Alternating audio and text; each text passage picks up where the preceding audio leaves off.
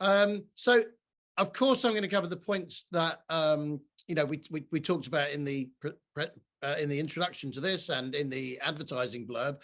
But this has been mentioned about male allies, but it's about all allies, really. So if you are somebody who has some sort of special influence or a little bit more control in any setting, then you could be an ally. And this is about how we make that happen.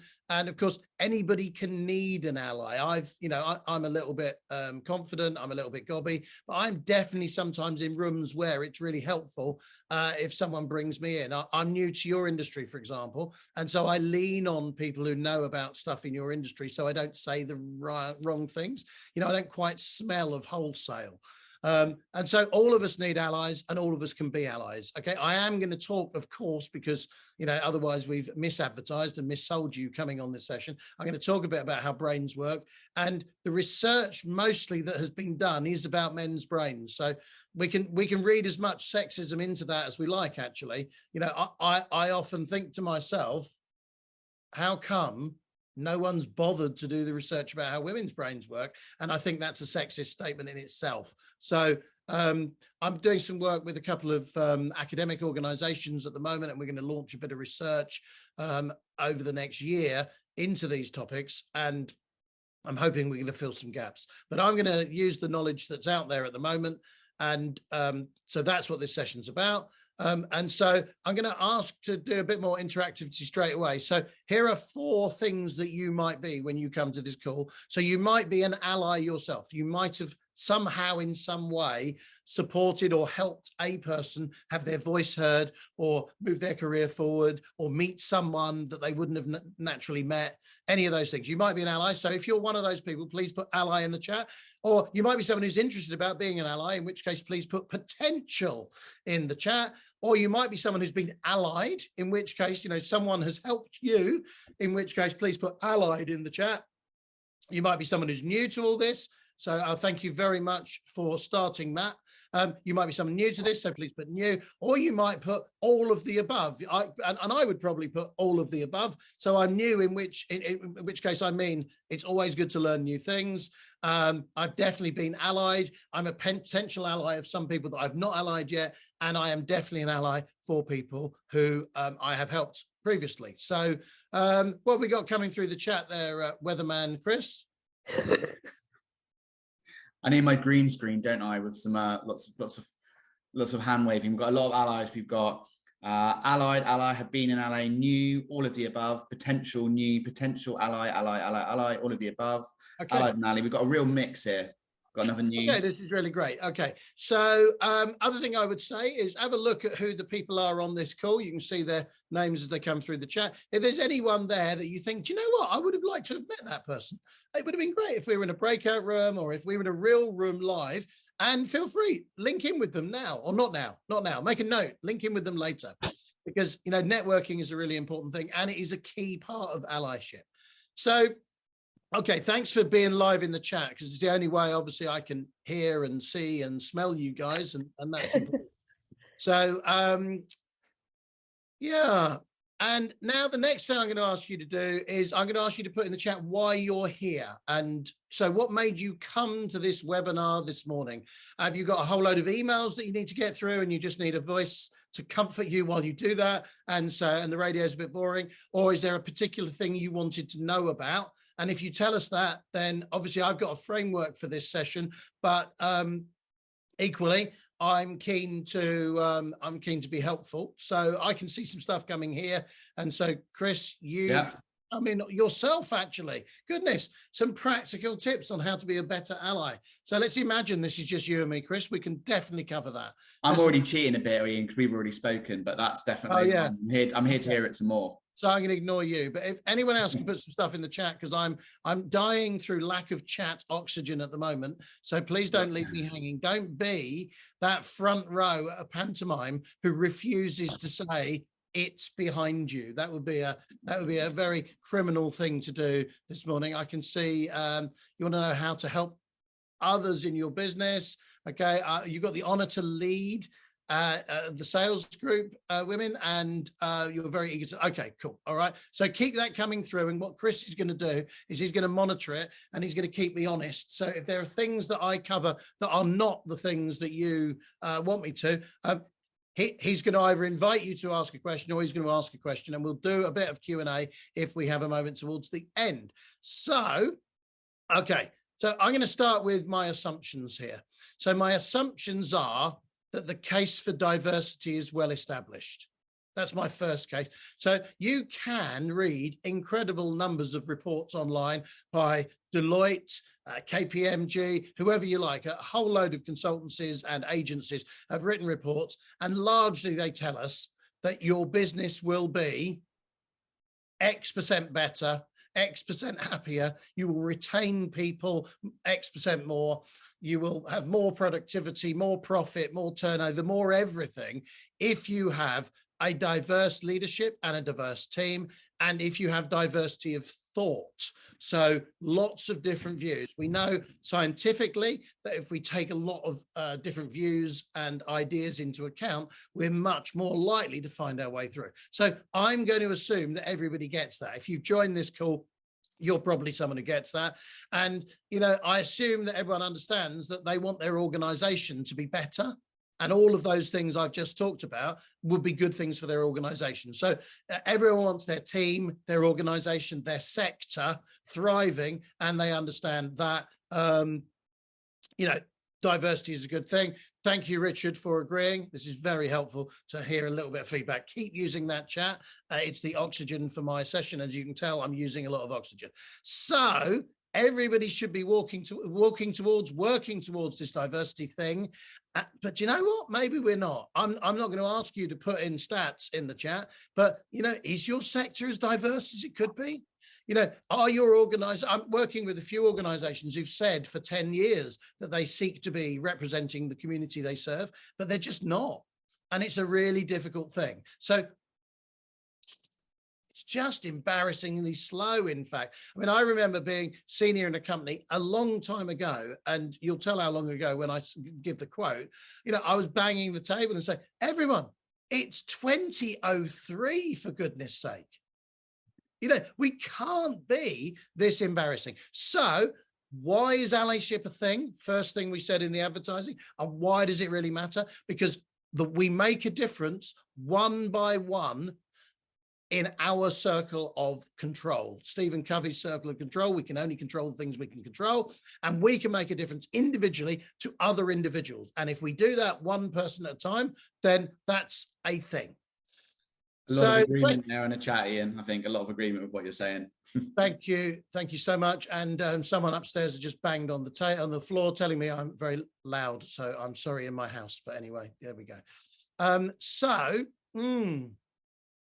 Well, I'm gonna you know, like, bottom this out a little bit, but I'm gonna put two things in the chat, and they're both to do with a guy called Matthew Syed, who I know that host and panelists. I want to go to everyone here. There we go. Right. So here's something that was said by Matthew Syed, and it's broadcast on BBC Canada. And here is the tweet. But largely what he said was, and you can take this as controversial if you like, but what he said was 9/11 wouldn't have happened had the Pentagon not just been full of blokes who all had the same background. There was no understanding of what was happening in the world, and so they took a whole load of actions that led to a bad place. And so, you know, for me, that's the drop mic thing on diversity is important. So we've established that. Thank you, Chris. There's broad agreement in the chat. I'm going to put 3 or 4, 5, 6 maybe things in the chat. Obviously, you know the thing that, you know, you need to click on them while we're live. I'm not really sure if you'll be able to see them after we've gone. Anyway, so top tip, by the way, if you're talking for a long time, pineapple juice is really brilliant. So pineapple juice marinades your vocal cords and keeps them in a good place. It's also great for cooking pork. But anyway, there we go. Small top tip. If you take nothing away, if you're going to be talking all day or talking heavily at a session, a bit of pineapple juice is a good thing. There we go. Okay, so we're going to start by being clear on what allies do. So pop in the chat what you think an ally does. So if you've ever been an ally, what have you done? Give us an example. If you've ever been allied, what has someone done for you? Tracy, thank you for the shout out for the pineapple thing. So please don't leave me hanging. I know it takes a moment to type in the chat, but if I was in a room, I could throw the mic to you and whatever, but I'm going to struggle to do that a little bit. If you want to say anything at some point, I can see most of you now. Put your hand up. Chris will be noting. I am festooned by a sea of blank screens. No one's turned their camera on. I think you're all doing yoga in the corner. Okay, so Fleur, thank you. And Molly and Adam. Yeah, okay, cool. So they're coming through. So, yeah. Well, what do allies do? Well, I think it can be as little as helping someone in a noisy meeting have the floor. Oh, everyone, hang on a minute. I think Chris wants to say something. Might be a thing that I might say in a room. Not frightening you there, Chris. I didn't want you to actually say something. Blind panic there. I was like, what are you talking about? Yeah, good man. So my thinking is just as simple as that. Bring someone in. But there are dangers there, of course, because you don't want to appear patronizing. We don't have the right to put our cameras on, says Grain Ridge. So that's interesting. We're learning lots about how Zoom is working for you guys today. Okay, so it doesn't matter. I won't take that as horrible feedback that you just don't want to be visible. So that's okay. So it can be as little as that thing where, yeah, you're just helping someone see the, get their voice heard. And that's a useful thing. And as I say, that can be impromptu. So be a bit careful, watch their body language, because we don't want to be patronizing. We just want to be supportive. But it could be as big as actually supporting someone's next career move. I run a program in Women in Transport, Chris mentioned, called Lead. And one of the things we do is we get people to go and do 360-degree feedback. Now, we don't really want them to get 360-degree feedback. It's a bit of a lie. It's a bit of a hidden curriculum, I would say. But just to explain that, so we help them in the beginning of the program work out what their general sense of direction is, where they want to go next within the confines of their life. And then we ask them to go and get 360-degree feedback. It's not quite like the 360-degree feedback I've seen in the various sectors that I work, where you're in a lead team, and let's say it's Elliot, me, Chris. I'm just looking at the top line. Esther, Iain, Jessica, Babita. There we all are, and we're all going to give feedback on each other. Oh, and some other people as well. So I've got 15 questionnaires to fill in.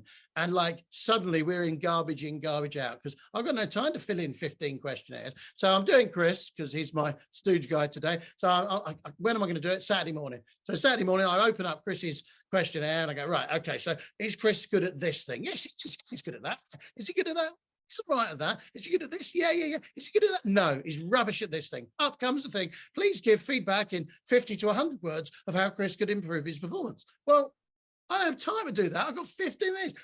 I'm better off just say he's okay. And that bubble goes away. So we get no real data from that kind of 360. What I'm talking about is you go and talk to, in this program, 8 people, and you say to them, this is what I'm up to. This is where I'm going. I would really value you helping me think through what I should stop, start, and continue to do those to get to that place.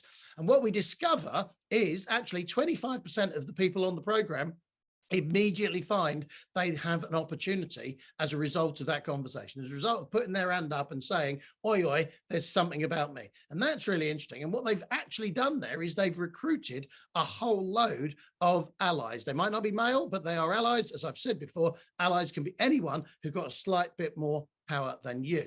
Cool. Okay, so that's, now we know a little bit about what allies do. Actually, I worked for the Mayor's Office on a program called Our Time. I'm going to put some stuff in the chat about that. So all of the resources that you could want, all of the resources that we produced are available on the Mayor's website. If you ever wanted to do anything about male allyship, and that's what that was, and it was a program where women in their 30s were given to, if you like, or advocated by a very senior person in the organization. And I'm talking really senior people, the commissioner, the managing directors, all those kind of people. And what they did was they took them to meetings. that was the main ask we had of them, because they were really busy. So we couldn't ask them to do a whole load of stuff that they didn't have time to do. So we gave them something to do that took no time at all, because they were already going to these meetings. So if this person came along and met them on the way, you know, in those days people used to go to meetings, then they would be in that room and they would cleverly say to the chair, oh, by the way, I've just brought Chris or Elliot or whoever along, so can you give them a minute during any other business? And during any other business, that person, woman in this case, in this program, had an opportunity to interview live in front of 20 people they never would have met, and in coffee afterwards and all of those things. So that's the big end of allyship. And I put in the chat something about that. I've also put in the chat something about how NatWest and Royal Bank of Scotland are doing this as well, which is useful stuff. I can see a thumbs up coming through the ether. So that's a positive thing. But there's plenty in between. And, you know, I'm going to put a couple more chats here. These are just things that, you know, you can find yourself. But Morgan Chase have done something around how to be an ally, 5 simple ways to be a better male ally. They're focusing on that, but, you know, I'm focusing on everybody. And there's something else here also from the Barclay Group. So, okay. However, we should move back to the main theme of the topic. I would love to put you in breakout rooms, and if ever we do anything like this, we'll do that. So you're not just hearing my voice, but if you've got a question, put your hand up, and I'm happy to take questions. If you've got a comment and you don't want to put your hand up, but you want to make a comment that Chris will say for you, please do that. But now I'm going to talk a little bit about how men operate. So there's 3, 4, 5 key things that I want to share with you. So I've already talked about impromptu allyship, but I've talked a little bit in that GLA program out of the mayor's office, where it was a very formal thing. But whether you're having formal allyship or it's informal, whether you are the ally or you're being allied, I think there are some useful things to know about how people operate. So in his book, Men Are From Mars and Women Are From Venus, which must be 30 odd years old, John Gray talked about how men have a preponderance to offer solutions.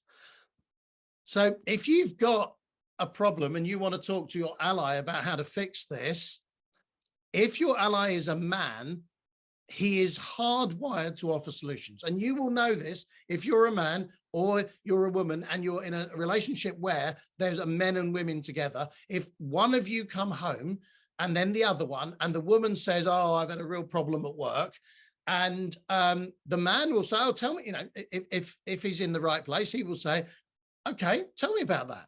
And what the woman actually wants, according to John Gray and according to my wife as well, is she actually just wants me to listen and hear her out, perhaps light a candle, perhaps make a cup of tea, perhaps get a biscuit out and just sit and listen. But if I'm not careful, I will offer loads of solutions to her problem, thus indicating in some way that I'm cleverer than her. And I'm really not, and she's not on this call, but I'm really not. And so that's a problem, isn't it? So David Rock, in his book, Quiet Leadership, so I'm throwing out a few quotes. You can write this stuff down. You can reference all of this later, because everything I'm talking about is clever research by wise people that's then been published by them or somebody else. And I'm just nicking it and trying to turn it into some top tips here, as some people asked for in the chat. So what he talks about is the opposite of giving advice. So my coaching style is this. So let's say I meet Elliot and she's got me as an ally or a coach, and she's got a problem and she wants me to talk some stuff through with her. I will say, oi, Elliot, how's it going? And she will say, flipping this, flipping that. Oh, my day's like this. Oh, my day's like that. What she doesn't need at any point at that stage is for me to say anything. She's just chimping her brain out. Steve Peters with his chimp paradox. She's just cleansing her flight or fight brain, just telling me about her world. And my job is to just listen. And eventually, once her limbic brain is tired out, my job then is to say, so Elliot, which of those should we talk about today? And it turns out she won't want to talk about any of those things. She'll have a big thing that comes from her prefrontal cortex, from her human brain in the chimp paradox model, from her sage brain in the Shirzad Shamin model, but anyway, up her prefrontal context. And she'll be saying something that really matters to her. So she might say, oh, I've had this brilliant opportunity and I'm trying to think through how to take advantage of it. Now, I could give her loads of advice, but what we know, so I can't see any of you, but we're going to do it if I can. Put your hands up if you always follow advice. In fact, put your hands up if you ever follow advice. Put your hands up if you had 5 a day yesterday and the day before and the day before. Or if you're in Australia, if you had 2 and 5, so 2 pieces of fruit and 5 pieces of veg. Put your hands up if you had 8 hours sleep. We know that if you only have 6 hours sleep, the chances of you having heart disease, cancer, strokes, massively up there. And I can see Charlotte and Emma are both giving me views about advice, but let me just tease this through a little bit further. If you've had major heart surgery by a surgeon and the surgeon says, you know what, Iain, you should change your lifestyle, 1 in 20 people follow that advice. So it is difficult. Of course, we should listen to advice, but my thought is if you are an advocate, a mentor, an ally, if you're any of those people, it is way better, according to me and according particularly to David Rock and his research, instead of giving advice, but to follow this process. So this is all I've got. If you ever buy me as a coach, this is what I've got. So I'm clearly not worth my day rate. Here we go. I will say, tell me a little bit about that thing, that situation. So I was picking on Elliot, who I hope doesn't mind. She hasn't said anything on WhatsApp, so I can pick on her safely, I think. I'll say, okay, help me frame this thing. So I need to understand it a bit. First, I need permission, by the way. Do not coach, do not ally, do not mentor, do not support people for whom you have no permission, because that's just an awful thing. So I'll double check. Now, if I'm doing a coaching session, I have inferred permission. But if I'm wandering up to talk to someone and say, oi, can I be helpful? If they say no, thanks, that's the end of the conversation. I cannot force my allyship on someone. So number 1, permission. Number 2, understanding. I don't have to understand much, which is the joy of being the person who can see the wood for the trees. And then I ask questions with the word think or thinking in the sentence. And you do this later on today with anyone. If you say, once they're in a calm state, if you say to them, so Chris, so Elliot, so Tabitha, why do you think this has happened? What do you think the other person had in mind? If you ask those kind of questions, what happens is, if you look at my eyes now, people will go, and that is the clear symbol that their blood has stopped flowing to their limbic brain, their oxygen, much more importantly, in that blood, and has gone to their thinking brain. And that's the point where we have people having proper, deep thought about how they should solve the situation. And if we help them think through by a series of thinking questions, they will come up for the opposite of advice. They will come up with a thought that they've had themselves. And they're much more likely to take heed of things that they've come up themselves. And so my job as an ally, as a mentor, as a supporter at that point is simply to help them in encouragement in doing the thing, assuming I think it's a good idea too, in doing the thing that they've talked through and taking action. And often I ask people, hey, flick me a WhatsApp message when you've done that thing, because then that turns me into a bit of a fitness trainer. So my first thought is be careful about advice. Advice is good, but helping people think things through, I think, is stronger.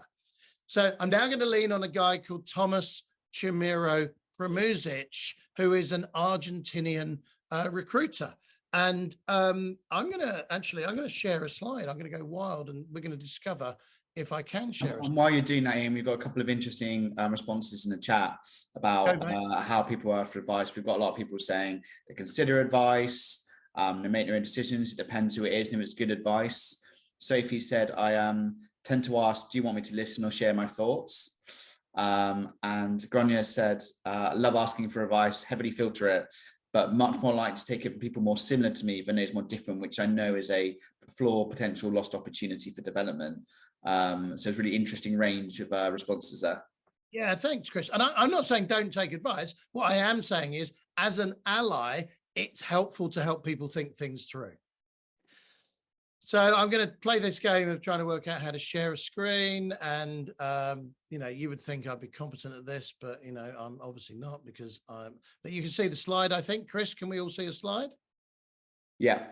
Happy days. Okay. So let's go from the beginning. Presenter view, slides, why don't I know how to do this? There we go. Great. Okay. So this guy, you can read his book. It's called Confidence. And so this is a thing about the difference between men and women. So firstly, well, we can either be competent or we can be confident, or we can be both. So he has this grid. He has a grid where you're low in confidence and you're low in competence. If people come to me often and say, Ian, can you help me with my confidence? And I do want to help people with that, but I don't want to help them if their competence is low. I don't want to help someone blag their way as a brain surgeon if they really don't know anything about it. I don't want to help people cutting brains open if they're not any good. So I'm, okay, so that's one of the categories. Another category is being low in confidence despite being high in competence. Okay, so I'm great, but I have imposter syndrome, or I'm always second guessing myself or overthinking things. Another category is high in confidence and high in competence. So I'm good and I know I am. Great. Okay. That seems reasonable as long as we don't overstretch to arrogance. And here is a place where, sadly, research tells us more men are than women. I can't actually think of many, but in the chat, if you can think of famous women who are very high in confidence, but actually rubbish. I can think of lots of men. You don't have to put those in the chat, particularly don't put people from your organization. But I might pick politicians. I might pick, for example, Russians, Premier Putin. I can take Ukraine in 5 days. That's a massively confident thought, but it turns out he couldn't. I might talk about getting Brexit done. I don't want to be very controversial on this, but I'm not totally sure if it's been done, but I know that Boris Johnson was very confident about that. Abby's put in Liz Truss, which I think there's probably a few people on the call who are brilliant, and she's the one I can think of. The problem I have with her is I'm not entirely sure if that confidence was all of her own making. I think she was supported, but I think she is absolutely the outlier in this, but mostly we're thinking about men. And so I think those people high in confidence, and you will have people like that in your organization. None of you will be like that because you wouldn't have joined this chat. You wouldn't have been one of the people who would have been interested by this topic. High confidence and high competence, that's valid, says Tomas. Chamero Premuzic. Do look him up. His stuff is brilliant on YouTube. Low confidence, low competence, realistic, and then self-critical perfectionist. And what I'm interested in, I coach a lot of people, and I ask them, mostly they're not in the bottom half. I ask them to percentage-wise where they are on the left or right. And that helps me understand how I can help them. So there's a thing about men more than women is that they come across as confident. Women, if they're coming across confident, sometimes they're faking it till they make it and they're wobbling inside. And, I'm not talking about anyone on this call. I'm not talking about specifics, but generally the research tells us that. And so if you're an ally, helping think through the person with their level of confidence and their level of competence, I think is a useful thing to do. So a few things on the chat at all, Chris, or were they all Liz Truss? A few Liz Truss things. Jane saying how there's a lot of research to say when applying for jobs, women mostly apply for jobs they can already do, but men apply for bigger roles as they have the confidence. Yeah, and that's really helpful. And thank you for that. The first part of research that I saw on that was by Hewlett Packard, and I'm going to get the stats wrong, but they said something like women apply for jobs when they're 130% ready and men when they're about 30% ready. Women look down a list of requirements of a job and say, I can't do that one, and don't apply, says the research. Men look down and see it with a different viewpoint, which is, oh yeah, I can do some of those, I'll have a go. I know this to be true. If you apply for a job, you're more likely to get it than if you don't apply for a job. That's obvious, isn't it, really? But helping people to apply for jobs is a really clever idea. Just the practice of interviewing, just the recognition that you can take control of an interview. I coach people, for example, to, if they don't know the answer to a question, to pretend they didn't hear it. And that forces the interviewer, who is human, and therefore in a work situation, this is research by Tomas and Kilman, they will shy away mostly from conflict. So what they'll do is, in that conflictful situation, they will repeat the question, but in a different way. And there's always a clue in the way they ask the question the second time round. You can't do that each question, but you can do it twice. First time, you can say, I'm really sorry, I didn't hear that. And second time, you can say, I'm so sorry, I didn't understand the question. And both of those will give you much more chance of being able to do two things. One, have a few moments to think, oh my gosh, what is the answer to this? But secondly, you will get some clues. So Jacinda Ardern is massive in this space. And if you watch a brilliant, you can find an interview with her, with I think it's Paul Kerwin, who was, ostensibly someone who doesn't suffer from imposter syndrome, a Kiwi rugby player, a massive World Cup winner. But he and her talk brilliantly about imposter syndrome. There's loads of stuff on the BBC, by the way, Radio 4 website, if you search on imposter syndrome. So flipping heck, confidence is a thing here. And, helping people build valid confidence. This Tomas Chamero Premuzic, who I've said 3 times now because I went out of my way to make sure I learned his name. The thing he says is, oh, for goodness sake, don't use my material to make more people who are incompetent confident, but do use my material to make people who are confident, are competent to be competent. Okay, I'm going to move on to some work by Deborah Tannen now. And Deborah Tannen tells us, and again, all research-based, that men tend to talk in report speak. I'm doing this completely today. I am now, 40-odd minutes into telling you stuff, and men tell people things, and that's how they build relationships. You listen to men in coffee shops or in pubs or, bus stops, wherever you like, they'll all be telling people stuff that they know. Women tend, according to Deborah Tannen and the research that she leans on, to do rapport speak. So if you're a male ally, recognizing this is really helpful, and try not to be telling people things. I don't know, have any of you ever, I can't, you put your hand up if you like, have ever spoken to somebody and you wanted some advice, but what you got instead was a whole load of stories about how brilliant they were and how clever they were? That isn't great allyship. Instead, there's a whole thing about opening up our listening brain. So doing what Stephen Covey talks about in the 7 Habits of Highly Effective People, which is habits 4, 5, and 6. Think win-win, and then seek to understand before you seek to be understood. So if you're allying someone, really understanding what they want, what they need, where they're coming from, and really listening with the intent of understanding so that you can, in fact, repeat back to them what they've said. Absolutely. And I think this is a very valid point made by, who is that in the chat there? JD, of course, Jessica, there we go. Someone can do it better. But people are better at things if I'm understanding. But, we could all be, just taking a leaf out of that Seek to Understand book. And especially if we're an ally, because what we don't want to do is offer the wrong allyship. Don't be doing the things that the person doesn't want. So, so Deborah Tannen, men use report speak, and, that's a bit of a thing. Now, that whole rapport thing, Patrick Lencioni in his 5 Dysfunctions of a Team talks very clearly about how important it is to build trust and build relationships in the beginning. He talks about in his teamwork book, The 5 Dysfunctions of a Team, how important it is to establish that so that you can get to a place where you can have the conflictful conversations that you need to have, so that you can say in the room or say to the person the stuff that they need to hear. It might be, you've got spinach on your teeth.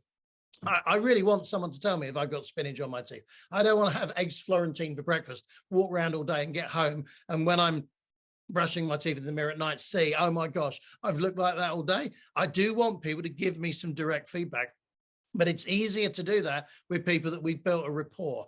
I always talk about this in terms of, if you're in a room and you're having a conversation with someone and they say something you disagree with, maybe in a meeting, do you know what? If they're going to be on the interview panel for you next week, and there's going to make or break part of your career, you might not trust them enough to say, do you know what, Chris? I'm not sure I agree with you there, because they might feel exposed in the glare of embarrassment that you've just caused.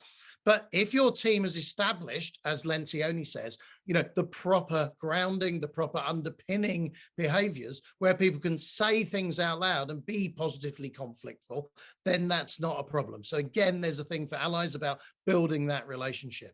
What else have I got? Oh yeah, the most controversial stuff, we'll come to questions in a minute, or we'll finish early. But the most controversial stuff is this. When a man hears a woman's voice, it goes to a different receptor in the brain because of pitch than if he hears a man's voice. And that receptor in the brain is less good at processing information. And this is the research I'm trying to do more work on. There is no research about what happens when a woman hears a man's voice, and I want that to happen, but I want there to be more research about both sides of this. So let's just think that through. So you say something to a man, if you're a woman, and he is less likely to hear it and understand it if you're a woman than if you're a man. Wow, hang on a minute. Let's just think that through for a second. That means that you might not be understood. And that means, therefore, we have to help the man recognize that he has to make a reasonable adjustment. So if a man is multitasking and you're trying to talk to him, and multitasking can be almost anything, eating breakfast is probably okay, reading a newspaper, not okay, texting, not okay, listening to music, probably okay. And the reason for this is because our brains are complicated. We can do different tasks at the same time. We cannot do the same task. So I find it impossible to do a cryptic crossword whilst listening to the radio if it's talk, but I find it okay to do a Sudoku. And so that's because I'm using different parts of my brain. I find it difficult to answer different and difficult questions on email whilst I'm listening to a webinar. Yeah, I can see you. I know you're doing your emails. But I find it easy to do a simple thing like accept a meeting request. And so we have to recognize that our brains are complex beasts, but men's brains have this different receptor thing. And so if you want a man to understand you, he actually has to be actively listening. And if he's not actively listening, then he won't understand you, and that's a problem. And so that's a thing on a risk register. If you're an ally and a male, that's a thing to know that. Okay, so someone's coming to me to talk about a thing. I will not only demonstrate politeness by looking at them and listening, but I'll also activate my brain, because there's a real chance I won't understand everything if I do not actively listen. The other thing that's really interesting is that if this happens in a meeting, what happens is a woman will venture an idea. Put your hand up if you ever have ventured an idea in a meeting and it has not been heard, and then 20 minutes later, a man has said the same thing. Well, Elliot, thank you. I'll take that. You're the client. Yeah, but there's some other names coming, hands coming up. And I'm not apologizing for the men here, but the fact is they might simply not have heard it. And so how do we fix that problem? Well, actually, what they did in Obama's government, there were 3 women in the very first cabinet, and they noticed this happening really early. And so one of them, I'm going to make up their names, but one of them will come up with an idea. Let's come up with a stupid idea. I think we should move the water cooler out of the direct sunlight. I don't know why that's an idea. Let's just imagine that's an idea. And, on day one, no one heard it. And about 20 minutes later, someone called Chris said, do you know what? I've been worried about the water cooler. I think we should move it. And Mary, whose idea that was, felt awful about that, because that's not okay. Now, Chris didn't know this had happened. Chris had sort of half heard it through his poor receptor in the brain, because it was a woman's voice, and it had slowly worked its way through his consciousness, and he genuinely thought it was his idea. And so this makes conflict even worse in the room, doesn't it? Because if Mary says, well, hang on a minute, Chris, I said that 20 minutes ago, it's possible that someone will say, you're always trying to nick Chris's ideas. This is okay. And you imagine the double whammy of pain there. So what they did in Obama's government is they doubled and tripled up. So Mary would say, I think we should move the water cooler. And Janine said, you know what, Mary, I think it's a really good idea to move the water cooler. And then Jasmine would say the same. And then suddenly there were other people in the room. If the idea came up later, they could say, oh, you do remember Mary said that earlier, because I said something about it. And this is indeed prevalent as has just come in the chat. It's all over the place. And so men, we need to know this happens. And so actively listening in meetings is very helpful. But also, if you're the woman and you're going to do this, why not enroll some advocates? Why not enroll some allies? And you have a little agreement where when one of you says something, the other one backs it up. It just makes it so less likely that it won't be heard. And it also means that if you get into the conflict where someone else says it later, you don't have to be the one that says, hang on a minute, I said that. Somebody else can say it. And the reason this actually is even stronger than this is research tells us this. If a woman says anything in a room, if they come up with an idea in a meeting, it is more likely to be unpicked than built upon. If a man comes up with an idea, even if it's a rubbish idea, the research tells us, for whatever reason, might be because they've got mates in the room, might be some politics, I don't know, but the idea is more likely to be built upon. So Iain, just on that, we're getting a couple of questions through on this topic. From Jane, any advice if you're the only woman in the meeting? And Elliot, do we need to change our tone, our language? Do we need to speak more like men? So any advice? So I'm going to take Elliot's question first. No. How long have we got with this? We got another 10 minutes. I'm just going to say no for the next 10 minutes because I kind of want to, we don't want to change women. All right. We don't want to do that. There's some great books around how we can change women, but we don't want to do that. What we need to do is change the world so that we get the diversity of thought. So there are many women in your organizations, maybe in government, all over the place, who have taken that step of changing themselves. But that is a really awful bad thing because what we lose is the essence of that individual. And what we really want to do, and an awful lot of my work is about how women finding their authentic voice is a thing, how women can be influential as them. And if you look again at Patrick Lencioni's work, just Google this. This is the most powerful thing I think. I love Patrick Lencioni's stuff, Lencione. Just put in the 5 temptations of a CEO, and you will see naturally women have the better traits often as leaders. And this is an irony to me why our boards aren't more better represented. And this is incredibly strong stuff. He talks about how the, actually, no, it's Tomas Chamero Premuzic who talks about how the financial crash in France, that any financial company that had more women on the board lost less money and kept a share price. In Reykjavik in Iceland, the only financial institute that stayed afloat was run entirely by women. And that's because they take less risks. They're less proposed around bullshit. They're less, this is recorded. I'm so sorry if anyone's offended by that word, but they're just less likely to do bad things. And that's why we want those things. That women are more likely to be vulnerable in their leadership style. So think Obama and not Trump. So Trump is texting out and tweeting about all the brilliant things that we should do in a situation before he's talked to the experts. Obama is full of, you know what, I don't know the answer to this, but luckily there's 30 of us in this room. And just a great point. Just a couple of further questions. Can you repeat who that author was, firstly? Okay, so it's Patrick Lencioni, Lencione. I need to go back to Jane's question as well, by the way. I haven't forgotten you, Jane. I'm not going to be that man in the room that doesn't hear your voice and then pretends. Okay, anything else from you, Chris, before I do that? No, just Sophie saying we use the principles of sociocracy to run our meetings, which means everyone has an opportunity to speak and be heard. Yeah, and that's great. And sometimes Zoom and Teams meetings has helped that, actually, because, you can see the hand going up and all those kind of stuff. So, Jane, any advice if you're only the only woman in the meeting? Find a mate. It doesn't, we don't have to be male allies, but we can be. If there's only men in the room, find someone you trust and say to them something along the lines of, do you know what? I need a bit of help. Just to get my voice heard. I've got lots of great ideas and somehow they're not being heard. Find someone that you like and trust and get them to back you up. Should you have to do this? No, Jane, you shouldn't. Am I embarrassed on behalf of 49% of the UK population? I absolutely am embarrassed by this. But do you have 50,000 years to wait until men evolve? Probably not, because your career might not be that long.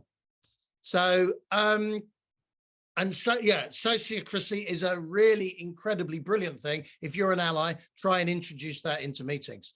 So where else am I?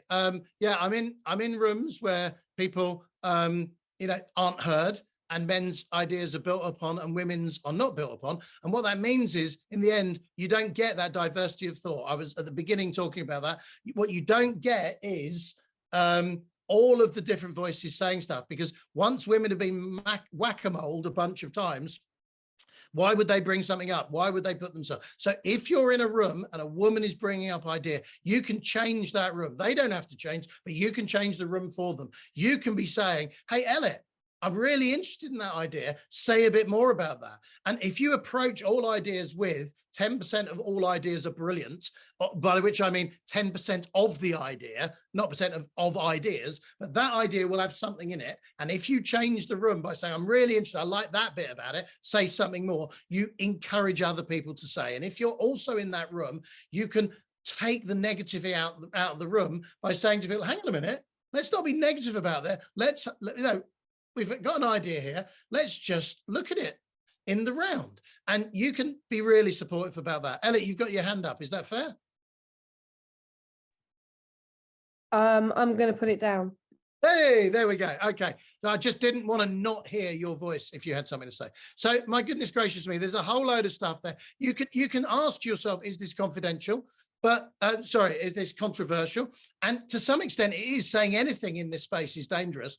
But this is all research-based, and I've quoted to you various authors and various sources for this information, and you can look more about this. So those are the main things I wanted to cover. Those are the 5 things I wanted to talk about. I'm going to say one more thing, which is, do you know what? If you're running a Q&A session at any meeting, and you allow a man to ask the first question.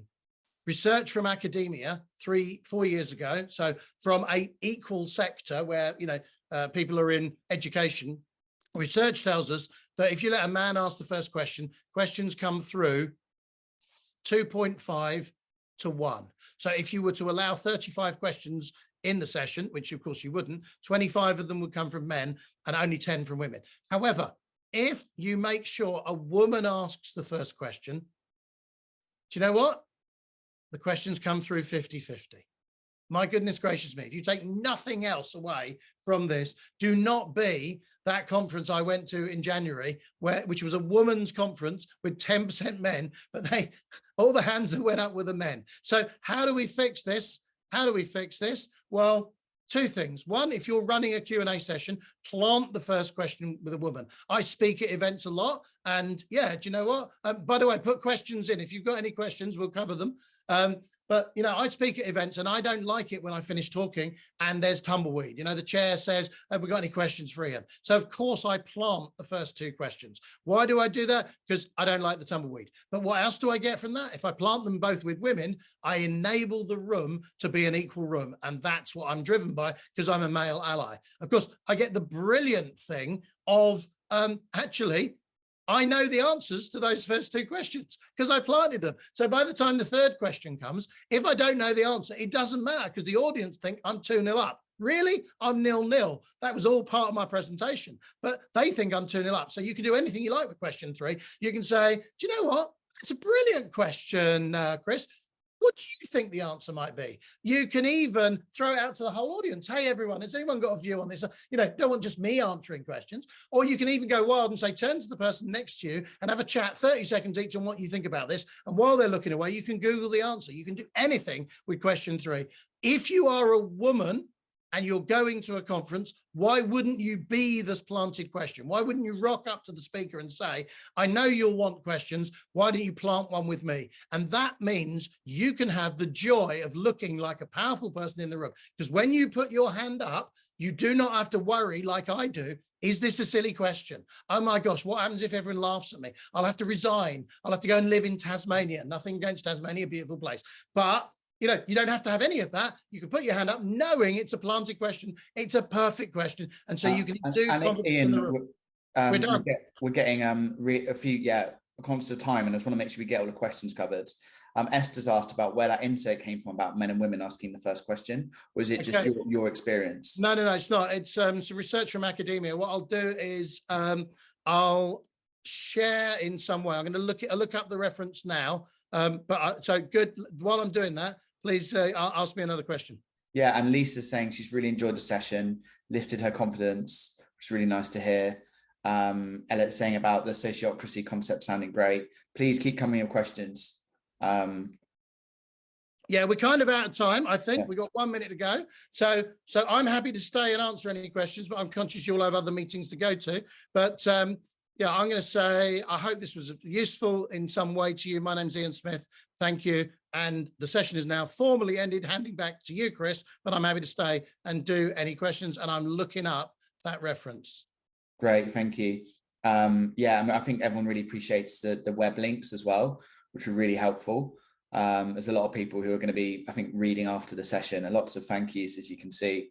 And I think there's some really great tips. So I've already written down some of them about, asking 8 people for feedback, about ignoring the question, so it's repeated in a different way. Obviously, how men tend to be sometimes too solutions focused, the pitch and how it impacts men's brains. That question stuff we just talked about, and other stuff too.